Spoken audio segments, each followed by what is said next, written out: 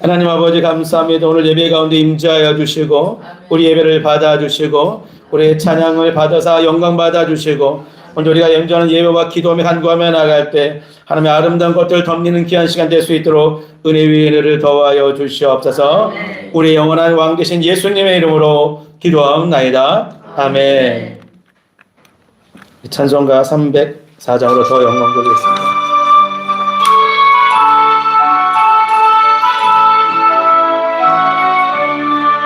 그 크신 하나님의 사랑 말로 다여 영 못하네. 저 높고로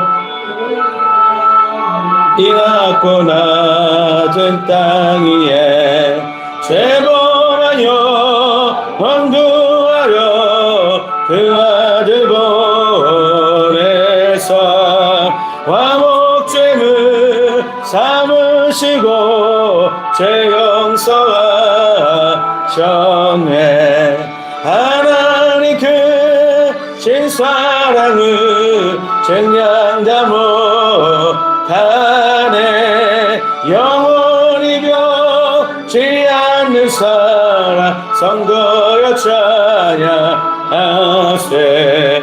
괴로운 시절 지나가고 땅 위에 영하세야 돼. 주 믿지 않던 영혼들 큰 소리 외쳐 울어도 주 믿으면서 그 아들 보사 우리의 죄 사했으니 그의 있을까. 하나님 크신 사랑을 증량다 못하네. 영원히 변치 않는 사랑 성도여 찬양하세. 하늘을 두루마리 삼고 바다를 몸을 삼아도 한없는 하나님의 사랑 다 기록할 수 없겠네. 하나님의 크신 사랑 그 어찌 닿을까. 저 하늘로 비싸도 찾지 못하네. 하나님 크신 사랑을 증량다 못하네. 영원히 변치 않는 사랑 성도여 찬양하세. 같이 묵도하겠습니다.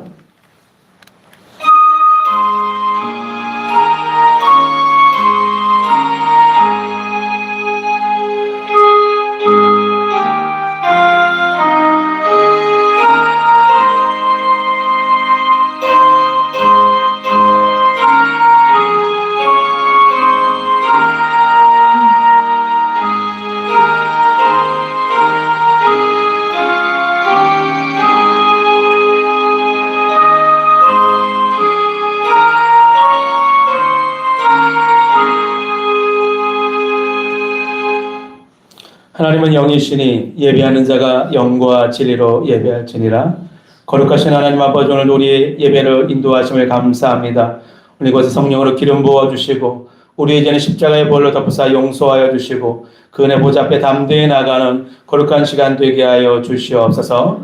찬송과 영광과 존귀를 영원히 올려드리며 살아계신 예수님의 이름으로 기도하옵나이다. 아멘. 우리 찬송 540장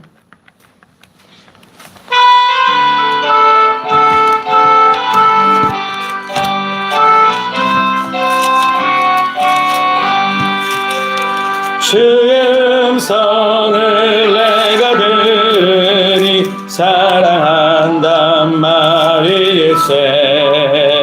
믿는 마음으로 주께 가오니 나를 영접하소서. 내가 매일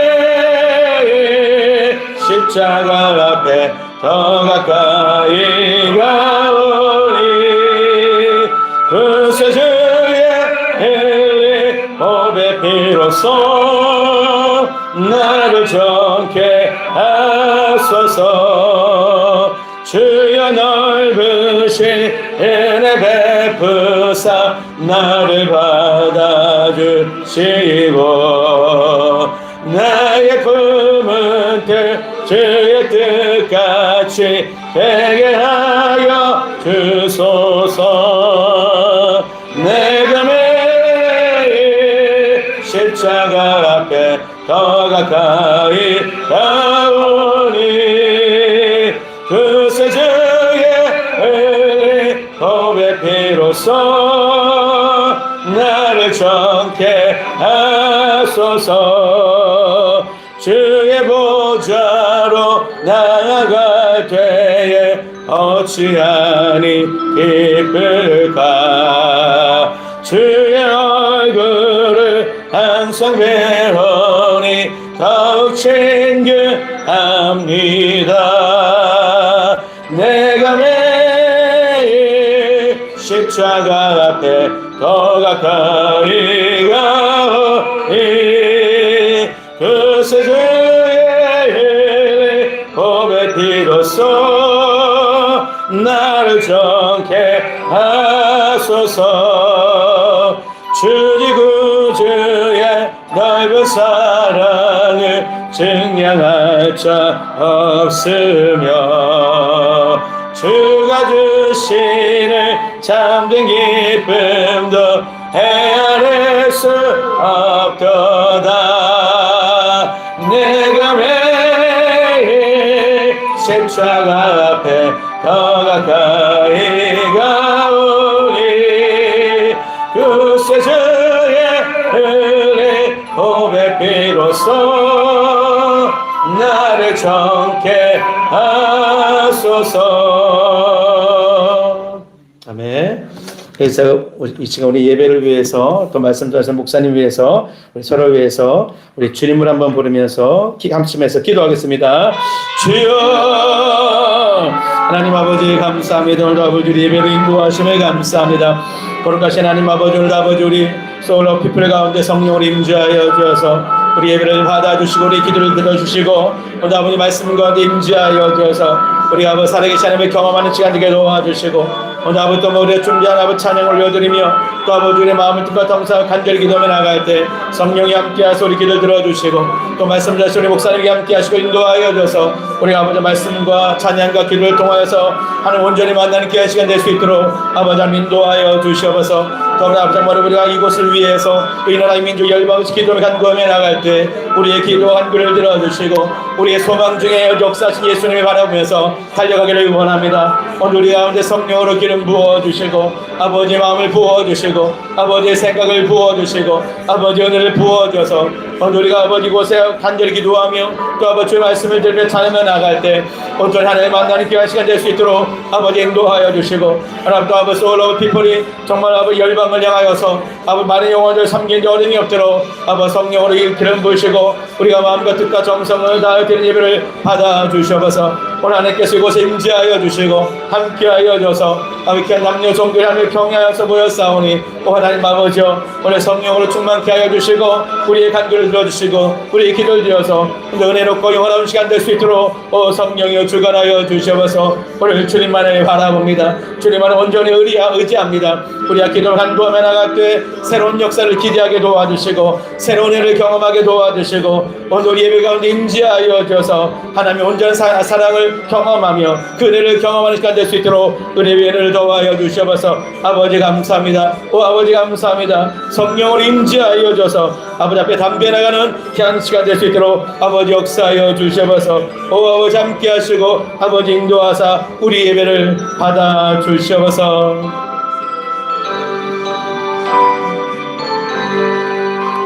거룩하신 하나님 아버지 오늘 우리의 기도를 주심을 감사합니다. 아버지 우리 예배 가운데 임재하여 주셔서 우리 예배를 받아주시고 우리가 기도할 때 찬양할 때 아버지 힘량하여 주옵시고 특별히 말씀에서 오신 목사님을 통하여서 아버지의 거룩한 음성을 주는 귀한 시간 되게 하여 주시옵소서. 감사와 찬송과 영광과 존귀를 올려드리며 살아계신 예수님의 이름으로 기도하옵나이다. 아멘. 말씀은 창세기 24장 2절부터 7절입니다. 창세기 24장 2절부터 7절 말씀.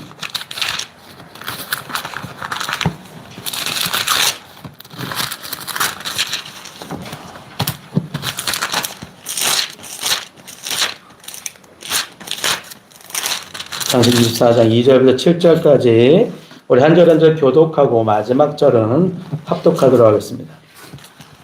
창세기 24장 2절부터 7절까지. 아브라함이 자기 집 모든 소유를 맡은 늙은 종에게 이르되 청하건대 내 허벅지 밑에 내 손을 넣으라.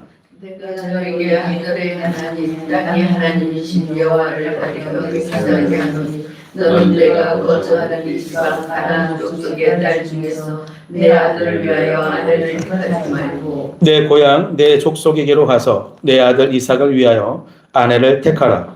조직은 내 여자가 나를 따라 신장으로 보려고 하지 아니하거든 내가 주인의 아들을 주인이 나오신 땅으로 인도하여 가리라. 아브라함이 그에게 이르되 내 아들을 그리로 데리고 돌아가지 아니하도록 하라. 하늘의 하나님 여호와께서 나를 내 아버지의 집과 내 고향 땅에서 떠나게 하시고 내게 말씀하시며 내게 맹세하여 이르시기를 이 땅을 내 씨에게 주리라 하셨으니 그가 그 사자를 너보다 앞서 보내실지라. 내가 거기서 내 아들을 위하여 아내를 택할지니라. 아멘. 특송 우리 찬미 권사님 읽겠습니다.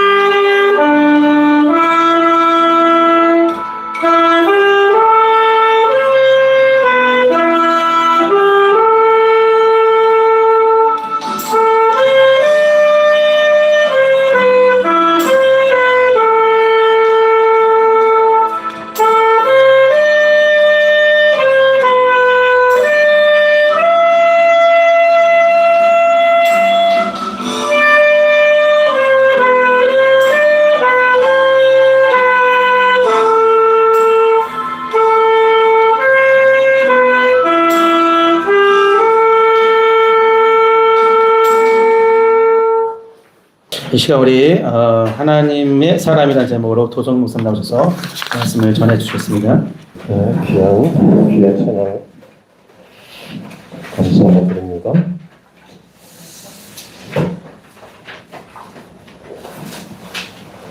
할렐루야. 귀한 자리에 참석하신 여러분 반갑습니다. 오늘 말씀은 아브라함이 자기 집의 종을 늙은 종이죠. 이 종의 신분에 대해서 여러 가지 이야기가 나오는데 그 부분은 중요하지 않고요. 아브라함이 자기 집의 대소사를 맡고 있던 종을 자기에게 불러서 당시에 중요한 일을 시킬 때 하는 그런 의식을 통해서 자기의 뜻이 그대로 이루어지길 이삭의 아내를 배필을 정하는 일에 대해서 자기의 생각과 뜻이 그대로 전달되게 해달라, 그대로 실행하게 해달라라고 하는 그런 언약을 하게 하죠. 그리고서 그 다음 이 종과 그리고 수행원들 같은 경우는 굉장한 고생을 하면서 굉장히 먼 곳까지 이제 왕복을 하고 왕래를 하는 그런 일을 하게 되는데, 사실은 이렇게 우리가 그냥 훅 지나가면서 봤을 때는 그런가 보다라고 끝날지 모르겠지만, 사실은 이 일은 대단한 노고가 필요한, 그리고 시간이 걸리는 그런 일이라고 할 수 있겠죠. 먼저 쉽게 생각할 때 이거는 당시의 풍습과 관습을 볼 때 이상한 일이에요. 가나안이나 고대 근동 메소포타미아나 이런 지방에서 볼 때의 이런 것들은 대개 옆에 부족들하고 결혼합니다. 그리고 강한 부족들. 당대에는 특히 정략 결혼을 시키는 경우가 굉장히 많았죠.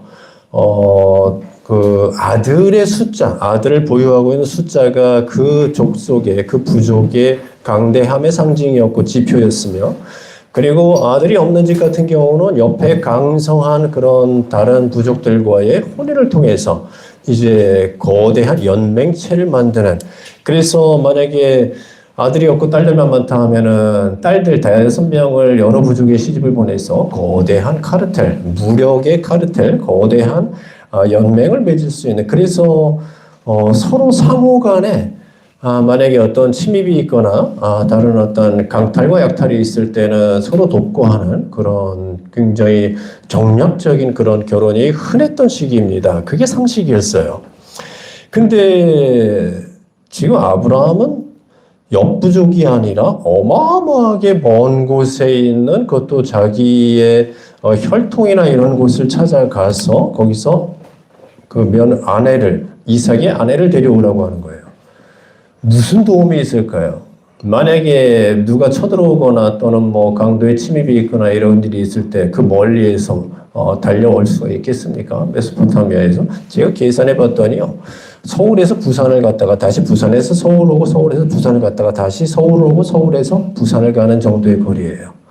그 키로수를 이렇게 재봤더니 여러분들이 알기 쉽게 해보니까 그 정도예요. 서울, 부산을 왕복을 2번 하고 다시 부산 한번 내려가는 그 정도의 거리예요. 거기에서 무엇을 어떻게 도와주러 올 수 있겠습니까? 왜 이러죠?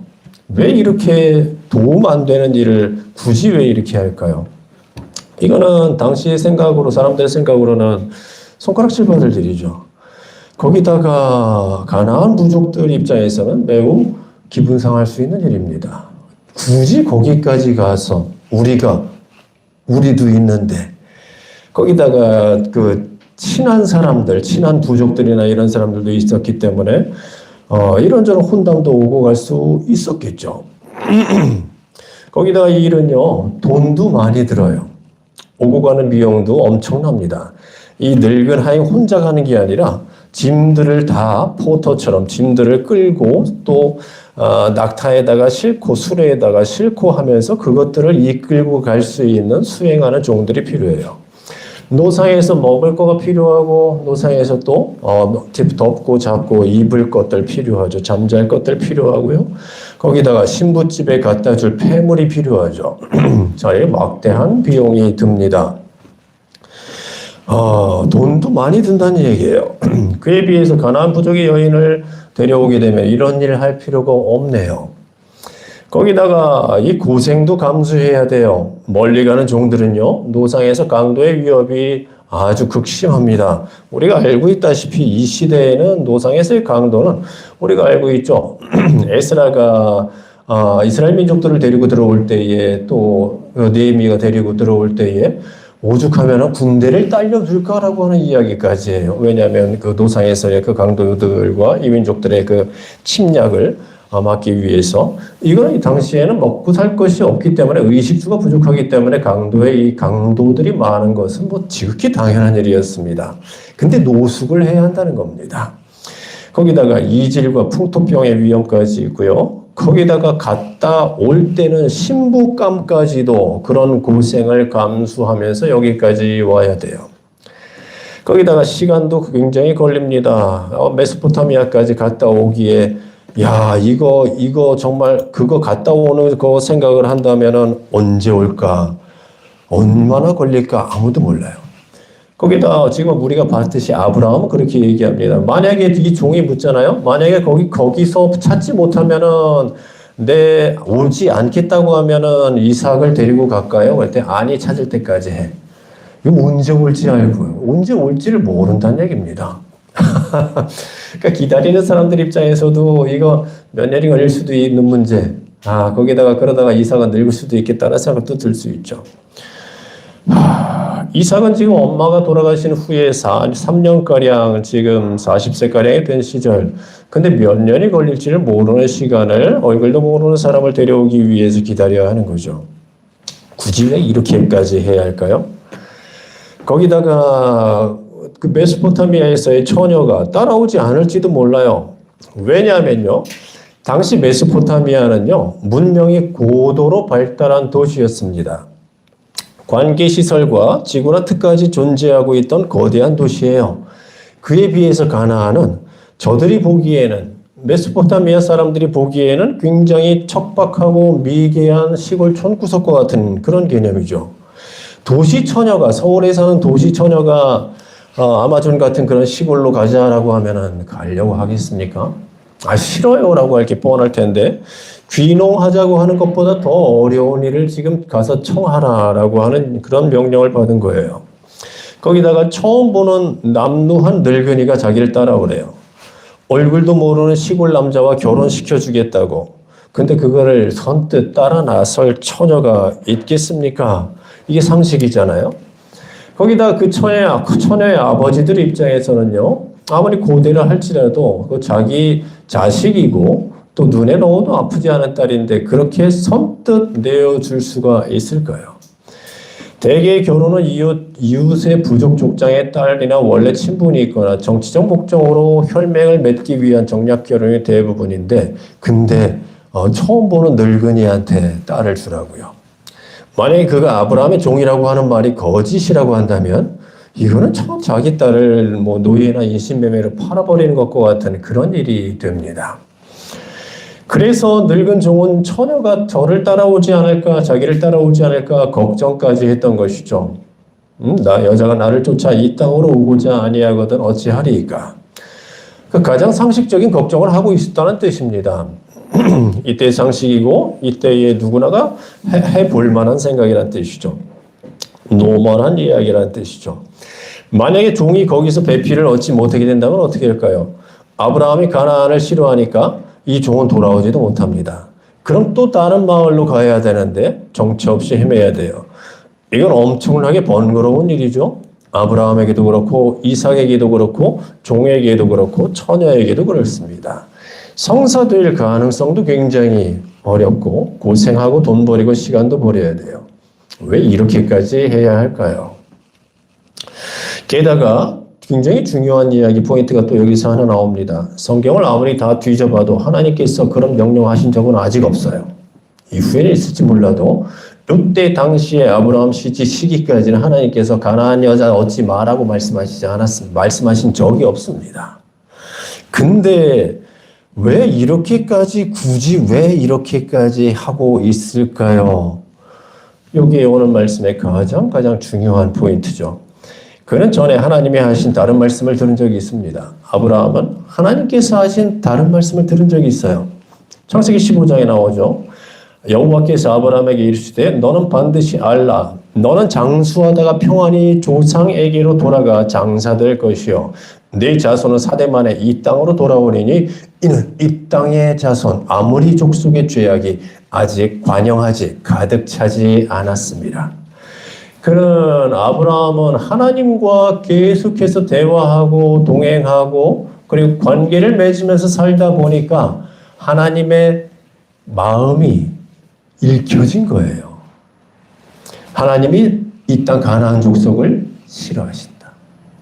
우리를 여기 살게 하려고 이곳으로 데려오긴 하셨는데 하나님께서 이 땅의 민족들을 좋아하지 않으시네. 이게 읽혀진 겁니다. 누구랑 만약에 같이 살게 되면 그 사람이 좋아하는 거 싫어하는 거 느껴지죠. 그 사람을 이야기하지 않더라도 여러분은 여러분의 남편 되시는 분이나 아내 되시는 분이 무엇을 특별하게 이야기하지 않았다도 그의 정치적인 성향 알죠.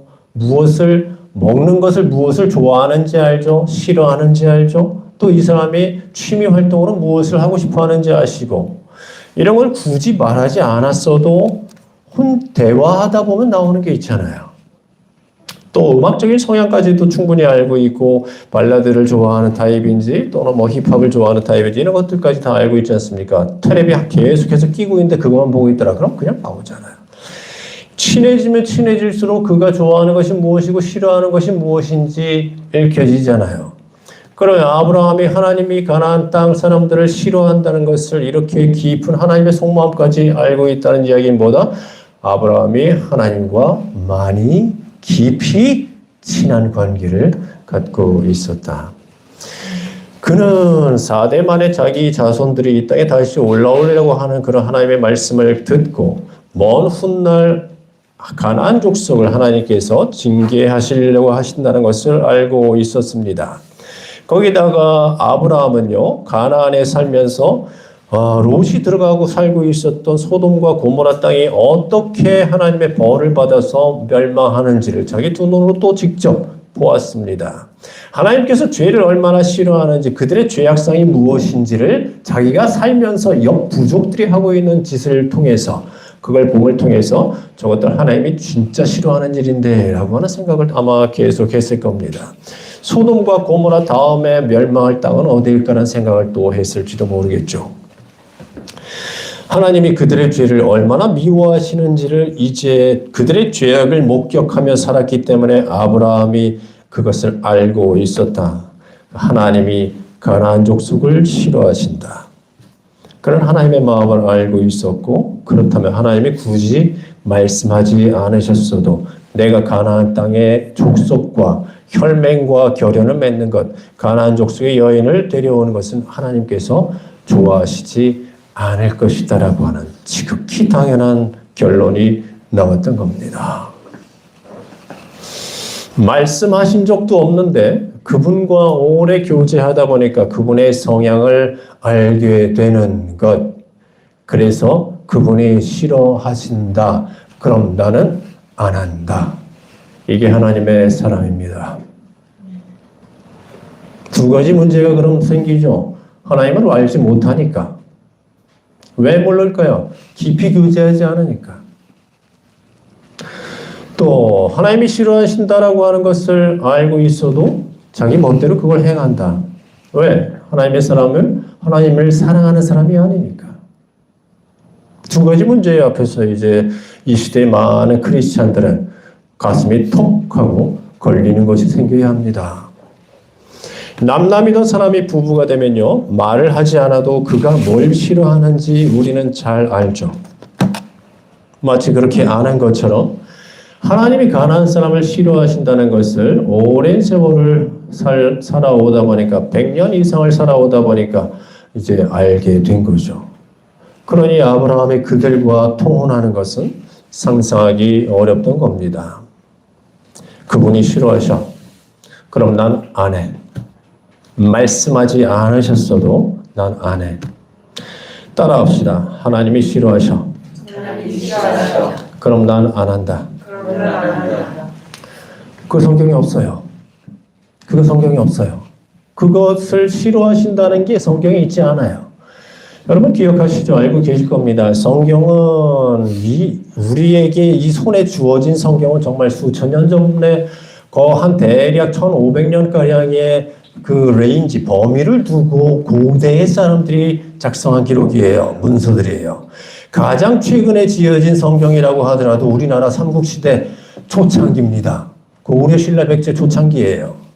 제일 뒤늦게 발생한 신라 같은 경우는 나라로서의 그 기틀조차 마련되기 이전 아주 고대예요. 고구려가 기원전 36년가량이니까요. 그러니 우리로 본다 하면은 박물관에 내 있을까 말까 그것도 다 뜯어지고 헐어지고 글자도 지워져 보니 점토 같은 그런 글자들이 지금 우리의 가장 최신 신약에 있는 서신서들이거든요. 그러니 거기에 이 시대에 우리가 알고 있고 짓고 있는 또 각 시대의 사람들이 짓고 있던 죄가 기록되겠습니까? 당연히 안 들어가 있어요.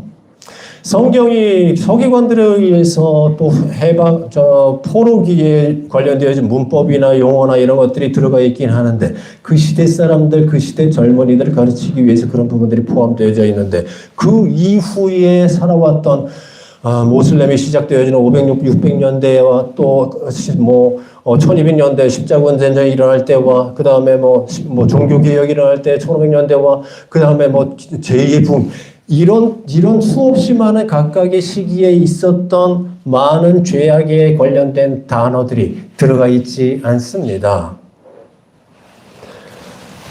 성경에 컨닝이란 말 있어요?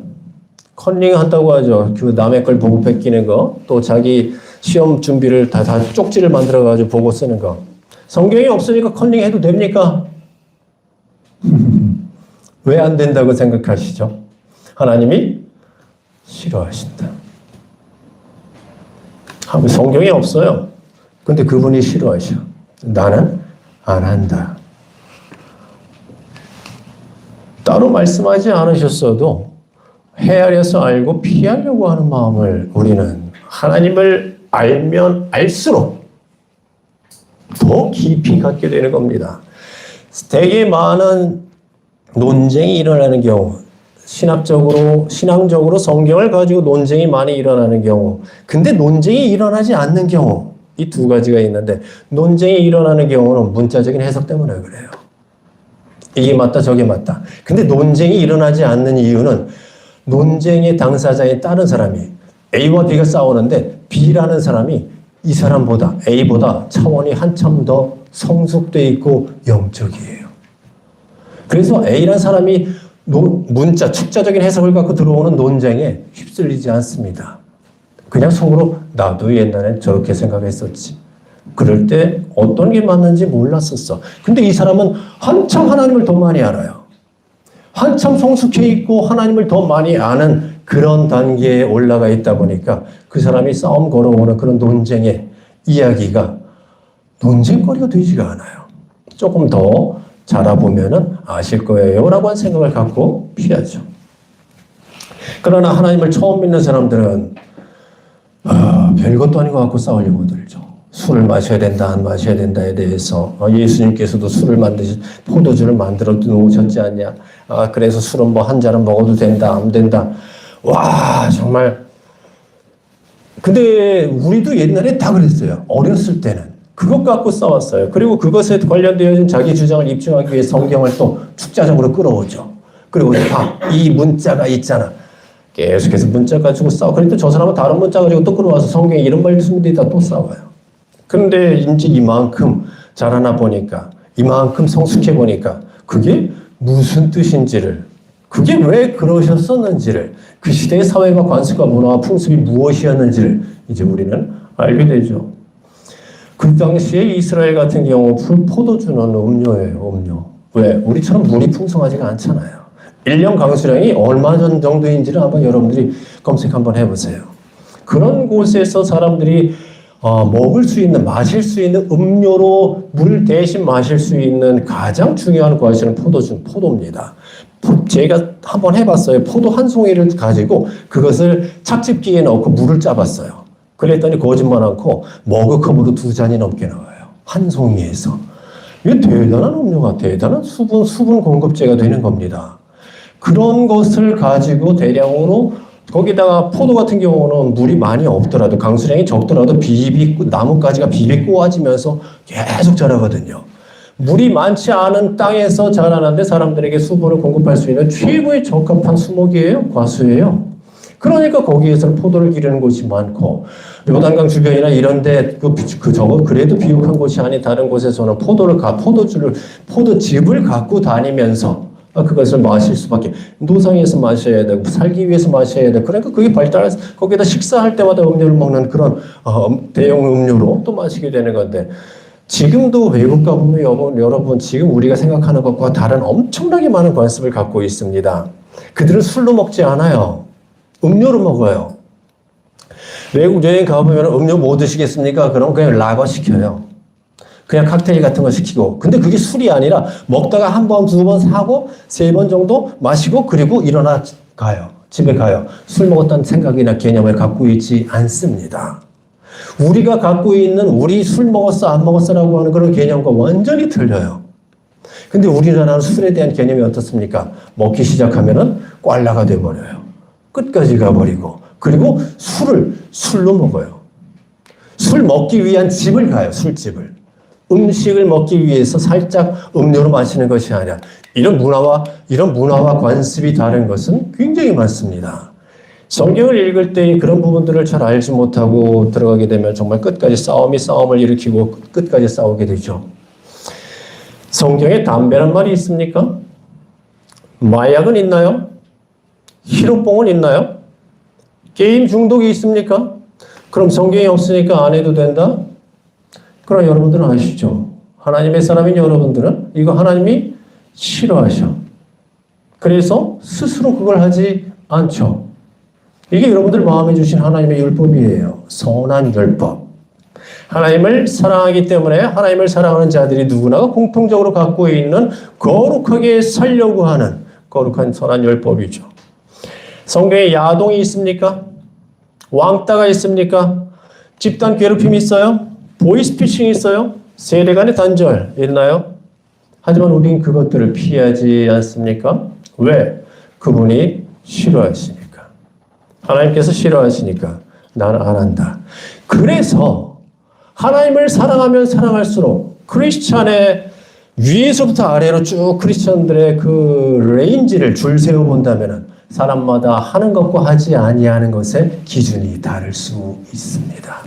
성경에 없는 것들을 가지고 어떤 사람은 굉장히 고도의 높은 것들에 대해서 자기는 하나님을 사랑하지 않기 때문에 하지 않는, 어떤 사람은 그런 것들 가지고 왜 해? 라고 하면서 마음껏 이것저것 하다가 꽈당 하나님께 맺기도 하고 또 무너지기도 하고 그런 다음에 다시 기도하면서 기도 글 속에서 다 자신을 바로 발견하고 하나님의 뜻을 알게 되고 그 다음에 또다시 높은 수준의 거룩함을 유지하기 시작하는 사람들도 많죠. 어떻게 본다면은 그 사람이 진짜 하나님의 사람이고 하나님을 사랑하는 사람인지에 관련되어진 척도, 분별하는 기준은 그가 어떤 삶을 사는가에 의해서 나타날 수 있습니다. 성경에는 없어도 하나님이 싫어하시는 것을 알기 때문에 굳이 안 하려고 애쓰는 것, 이것이 사랑입니다. 처음에 하나님을 믿었을 때는 술, 담배 끊는 것으로 난 정말 크리스찬이 됐어 라고 감사할지 모르지만 그 사람이 나중에 10년, 10수년 지나 보니까 처음에 술, 담배 끊었을 때는 상상하지도 못했던 것을 가지고 스스로 자책에 또 양심에 하나님이 싫어하실 텐데라고 해서 고민을 하게 됩니다. 술, 담배 끊었을 때 내가 나중에 저런 것 가지고 고민할 거야 라고 하는 생각을 했으면 이 사람은 그 낮은 신앙, 얕은 신앙에서는 아마 나 너무 숨 막혀서 안 해 라고 했을지 몰라요. 그런데 이제 점점 단계를 밟아가지고 하나님 가까이 가니까 하나님의 거룩하심을 자꾸 입고 은혜 입고 다가가기 시작하니까 그분의 거룩하심 가까이 가려면은 이런 거 안 돼, 저런 거 안 돼. TV 쇼를 끊어버리고요. 연애 프로그램 끊어버리고 영화 취미가 영화에 대한 사람이 영화 중독이었던 거 끊어버리고 게임 중독 끊어버리고요. 나중에는 드라마까지 끊어버려요. 이런 것들 옛날에 처음 믿었을 때 생각했으면 난 답답해서 안 해라고 했을 만한 것들을 다 합니다. 그런데 이 사람은 남들이 그런 걸 하는 거 보면서 정죄하지 않아요.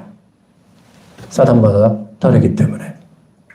이 사람은 자기의 거룩성, 자기가 지키고 싶은 하나님을 24시간 모시고 살고 싶어서, 그분을 더 예민하게 느끼고 싶어서 입버릇부터 시작해서 말도 거짓말을 하지 않고 다른 사람을 비난하거나 판단하는 이야기하지 않고 교만하지 않으려고 하는 그런 수없이 많은 보이지 않는 노력까지도 계속합니다. 왜? 하나님이 싫어하셔. 그러다 보니까 이 사람은 어떻게 됩니까? 점점 거룩한 성품을 갖게 되죠. 뭐 때때로 실수할 수 있을지 모르겠지만 다른 사람들이 봤을 때 이 사람을 그렇게 해서 뭐라고 합니까? 참 착하다. 참 괜찮은 사람이다. 우리 같았으면 이 순간에 이렇게 했을 텐데, 일반적으로 내 주변에 많은 사람들은 이 순간에 저 순간에 나를 따라서 그 높은 사람을 험담했을 텐데, 직장 상사를 험담했을 텐데, 또 잘났다고 뭐 얘기했을 텐데, 자기가 하겠다고, 자기는 잘할 수 있다고, 자기가 맡겠다고 드세 나섰을 텐데, 저 사람은 참 알고 보니까 무지하게 많은 재능을 갖고 있으면서도 나서지 않는 것을 보면서, 그런데 맡겨진 것은, 어쩔 수 없이 맡게 된 것은 최고의 능력을 발휘하는구나. 이런 사람들 같은 경우는 하나님이 싫어하기 때문에 안 하는 것들의 그 순수성과 거룩성과 그 높이가 굉장히 높습니다. 그러나 그런 것을 하지 않는 다른 크리스찬들을 보면서 분별하고 또 지적하거나 판단하거나 험담하지 않죠. 그들도 언젠가는 이 곳으로 올 것을 알기 때문에. 이런 사람들은 나는 하나님의 성전이기 때문에 성령님이 내 안에 계시는 이 성전 안에 담배 연기나 소주나 맥주를 집어넣을 수는 없다라고 하는 게 지극히 당연한 겁니다. 그래서 안 하려고 했으며 그로 인한 불이익마저 감수합니다. 하나님이 세상을 싫어하시는 것을 알기 때문에 세상 속에 살고 있지만 세상에 속한 사람이 되지 않으려고 노력하죠. 크리스천들 중에 제일 많이 넘어지는 게 이런 부분들인데, 하나님의 세상을 미워하고 세상을 사랑하는 것이 하나님과 원수되는 것을 알지 못하느냐라고 하는 말씀이 있는데도 불구하고 쑥 한쪽으로 밀어놓고는 여전히, 아니 우린 세상 속에 살고 있어요. 그것들을 이용하기도 합니다. 그렇기 때문에 피할 수 없어요. 그러나 사랑하지 않고 속해 있지 않고 하나님께 속해 있다라고 하는 것. 그것들은 도구요. 하나님의 능력을 나타내고 또 하나님의 살아계심을 나타내고 표현하는 도구요. 왜? 돈이 있어야 가난한 사람들에게 또 도움이 필요한 교회와 나라에 하나님의 복음을 전할 수 있지 않겠습니까? 그래서 그런 것들은 도구요 수단이 되어져요. 그러나 그런 것들로 인해서 과만하지 않습니다. 자만하지 않습니다. 내 것이 아니라 하나님 것으로 여기니까. 부유해지려고 하는 노력도 해요. 때로는. 또 때로는 승진하려고 하는, 높은 사람이 되려고 하는 노력도 해요. 때로는. 근데 그게 세상 사람들과 겉모양을 보기에는 같아 보여요. 저 사람도 열심히 시험 준비하네. 저 사람도 열심히 취업하려고 하네. 저 사람도 열심히 승진하려고 하네. 저 사람도 열심히 어떤 타이틀을 가지려고 하네. 그런데 세상 사람들과 다르죠. 세상 사람들은 그게 목적이지만 이 사람은 그걸로 하나님의 영광을 나타내기 위해서 사용합니다. 제가 그 서적 출간을 사역을 지금 하고 있는데 제일 많이 그 여러 가지 요소들이 필요한데 그 중에 하나가 프로필이 필요하더라고요. 근데 예전에 한번 저기를 오더를 냈다가 리젝트 당한 적이 있어요. 거절당한 적이 있어요. 그때 왜 거절당하는지에 대해서 다른 출판사의 편집장이던 청년하고 지금은 이제 50대가량 됐는데 그 친구하고 만나서 이야기를 하다 보니까 조목조목 찝어주는데 그 중에 하나가, 다른 것들은 제가 다 커버할 수 있는데 그 중에 하나가 프로필이었어요. 당신의 프로필이 이런 것들을 이야기하기에는 이라고 하는 이야기를 듣고 그 다음부터는 하나님의 나라를 위해서, 주의 영광을 위해서, 주의 일을 하기 위해서 프로필이 필요하다라고 하는 것을 직감하고 그 다음부터는 그것들을 얻기 위해서 노력하는 겁니다. 이거는 세상 사람들과 완전히 달라요. 군림하기 위해서가 아니고 자랑하기 위해서가 아니고 교만하기 위해서가 아니고 주의 나라를 위해서, 하나님의 나라를 이 땅에 심어놓기 위해서 이 글을 모든 사람들이 읽어야 하는데 이게 걸림돌이 된다. 그럼 당연히 부셔버려야죠. 그런 사람들이 볼 때는 그러겠죠. 저거 명예욕이 가득해서 천만의 말씀입니다. 그렇기 때문에 그 사람의 속에 무엇이 있는지는 하나님만 아시죠. 세상과 벗된 것이 하나님과 원수됨을 알지 못하느냐. 누구든지 세상과 벗이되고자 하는 자는 하나님과 원수되는 것이라. 요한 1서 2장 이 세상이나 세상에 있는 것들을 사랑하지 말라. 누구든지 세상을 사랑하면 하나님의 사랑이 그 안에 있지 아니하니. 어떻게 할 겁니까? 말씀에 이렇게까지 기록되어 있는데 세상을 사랑하면 하나님의 사랑이 그 안에 거하지 아니한다고요. 이렇게나 싫어하시기 때문에 그것을 알기 때문에 성경에 없다 할지라도 나는 하나님이 싫어하셔. 그래서 하지 않는다. 그러니까 되는 겁니다. 하나님이 세상 것들을 이렇게나 물질주의와 만몬을 이렇게나 싫어하시기 때문에 거기에 내가 살고 있긴 하지만 그것들을 추구하지 아니하는. 성경에서 계속해서 말씀하시죠. 주의 나라와 의를 구하라. 구하라가 영어로 봤을 때는 seek first예요. 먼저 추구하라는 뜻입니다. 그래서 하나님 것을 먼저 추구하는 것이죠. 그래서 그것을 알기 때문에 가나안 여인과 통혼하지 않으려고 굳이 사서 고생하고 손가락질도 받고 조롱도 받고 종들한테 또 한 소리도 듣기도 하고 돈도 버려야 하고 시간도 버리고 이 모든 것을 아브라함은 묵묵히 감당했던 겁니다.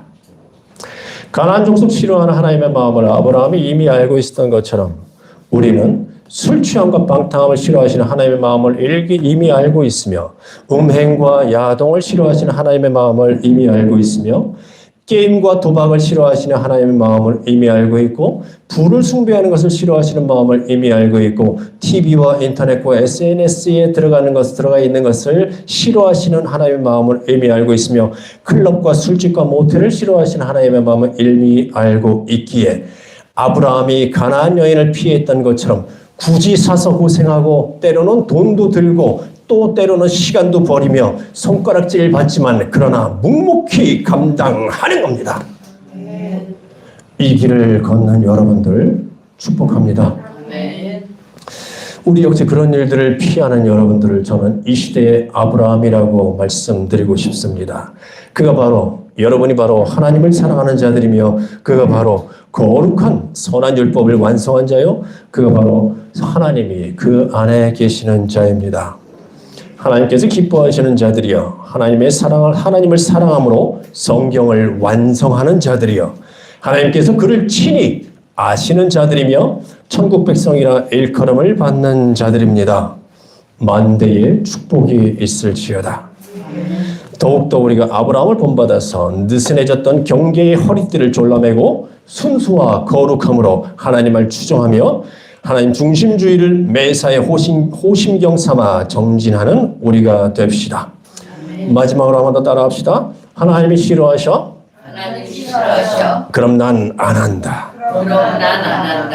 아멘. 자, 기도하겠습니다. 주님 감사합니다.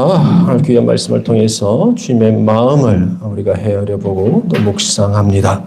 아버지 정말 아브라함이 그 선한 마음으로 그 아름다운 마음으로 그리하였던 것처럼 우리 또한 하나님을 향한 사랑으로 그 아름답고 선한 마음으로 스스로 성경에 기록되지 않은 수없이 많은 우리를 미혹하는 그리고 타락히 만드는 그 모든 것들을 다 거부하고 주의 사랑을 실천하고 또 선포하는 자들이 되게 해 주시옵소서. 주님을 통해서 우리를 통해서 주님의 뜻이 이루어지게 하옵시고 주께서 원하시는 그 모든 일을 정말 다윗처럼 이는 내 마음에 합한 자라 이를 통해서 내 모든 일을 이루게 하시라 말씀하셨던 그 일들이 우리를 통해서 이루어지게 하여 주시옵소서. 끝까지 거룩하고 순결하게 하여 주옵소서. 예수님의 이름으로 감사하며 기도합나이다. 아멘. 네, 338장 하면서 봉헌하는 시간 갖고 왔습니다. 내 주를 가까이 하게 함을 십자가 짐 같은 고생이나 내 일생 소원을 늘 찬송하면서 주께 더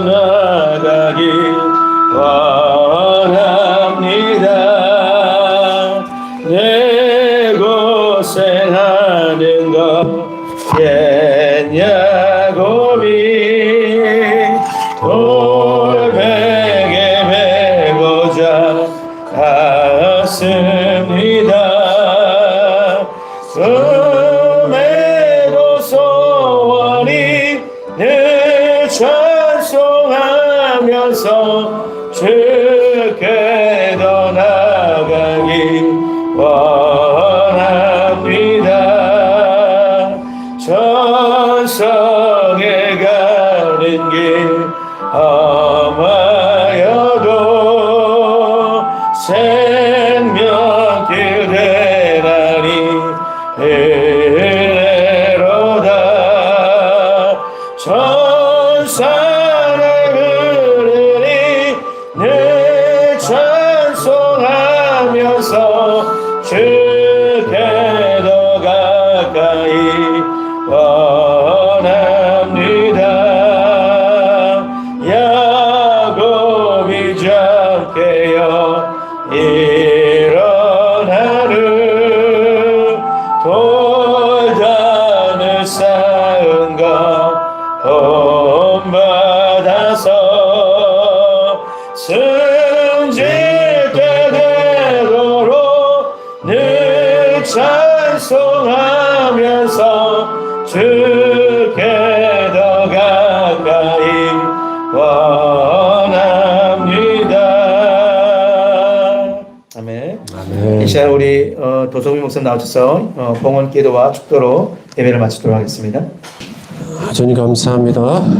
귀한 단체가 있게 하시고 또 귀한 단체에서 또 예배가 있게 하심을 감사합니다. 우리가 이렇게 모여서 드리는 이 귀한 예배를 통해서 하나님 더욱더 복음이 확장되게 하옵시고 주의 나라가 더욱더 광범위하게 또 지형을 넓히면서 확대되어 펼쳐질 수 있도록 인도하여 주시옵소서. 그 일을 위하여서 이 작은 예물들이 또 쓰임받게 하옵시고 아름다운 씨앗이 뿌려지게 역사해 주시옵소서. 지금은 우리 주 예수 그리스도의 크신 은혜와 아버지 하나님의 만극하신 사랑하심과 성령님의 감화 감동 충만하시고 또 역사하시고 함께하시고 이끄시고 가르치시는 모든 성령님의 강권하심이 이제 함께 예배드리며 주신 말씀 베풀어 주신 말씀에 순종하며 그대로 살아갈 것을 실천하고 결단하고 다짐한 모든 자들에게 이제부터 영원까지 항상 함께 계시기를 간절히 축원하옵나이다. 아멘.